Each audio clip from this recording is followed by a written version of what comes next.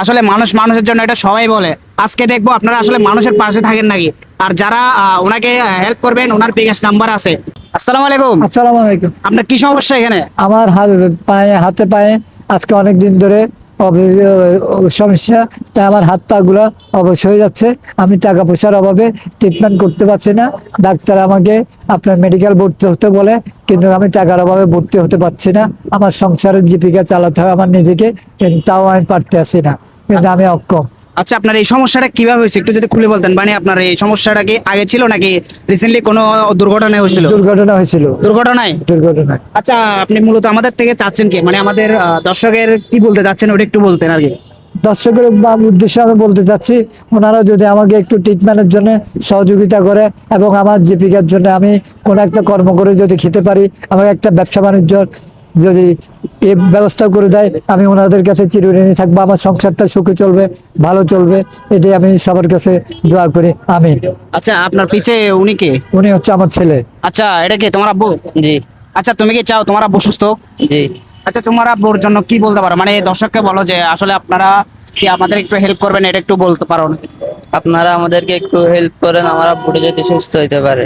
আচ্ছা, আপনি কি আগে কোনো জব করতেন? আমি আগে জব করতাম কি জব করতেন? এনআরবি ব্যাংকে ক্লিনার হিসাবে। আচ্ছা, ওইখান থেকে আপনি কোনো সহযোগিতা পেয়েছিলেন? সহযোগিতা পেয়েছি, পাই নাই, কিন্তু কেমনে ওনারা কিছু হাতে হাতে কিছু অল্প কিছু সাহায্য করছে, যে পারছে 150 এভাবে সাহায্য করছে। মানে এখন আর কেউ হেল্প করে না? কেউ হেল্প করে না। আসলে মানুষের যখন থাকে বা কর্মজীবনে থাকে তখন সবাই দেখে, কিন্তু চাকরি যাওয়ার পরে বা কোনো একটা বিপদ হওয়ার পরে কিন্তু আর দেখে না। না, আমার পাশে এখন কেউ নাই। একসময় আমার পাশে আমার আত্মীয় স্বজন সবাই ছিল, এখন নাই? এখন আমার পাশে মহান আল্লাহ পাক ছাড়া আর কেউ নাই। আমি 1 কেজি চাল কিনবো, যে সেই চাউলের টাকাও আমার কাছে নাই। আসলে দুনিয়াতে এমন যে আত্মীয় স্বজন আপনি দেখবেন যখন আপনার ভরপুর টাকা থাকবে তখন আত্মীয় স্বজন আপনার সাথে মিলামিশা করবে। অবশ্যই। যখন টাকা পয়সা থাকবে না দেখবেন আত্মীয় স্বজনকে আপনি দেখতে পারবেন না। এটা কিন্তু দুনিয়ার নিয়ম, ঠিক আছে?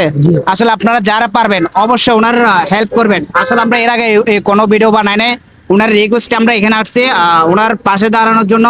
আসলে মানুষ মানুষের জন্য, এটা সবাই বলে। আজকে দেখবো আপনারা আসলে মানুষের পাশে থাকেন নাকি। আর যারা ওনাকে হেল্প করবেন, ওনার বিকাশ নাম্বার আছে। আর আপনারা যদি ওনাকে হেল্প করেন, আসলে উনি মনে করো যে না, বাংলাদেশে না সারা পৃথিবী মানুষ মানুষের পাশে থাকে নাকি। জি। আচ্ছা, আপনার বিকাশ নাম্বারটা একটু বলে দেন।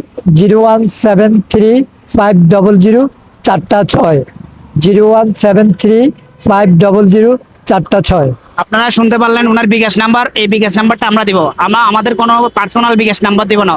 অনেকে বলতে পারে যে ভাই আপনার বিকাশ নাম্বার দেন, আপনাদেরটা আপনারা টাকা খান। আসলে আমরা ওইরকম না। আপনার নিজের মুখ থেকে শুনতে পারলেন যে ওনার বিকাশ নাম্বার আমরা দিব।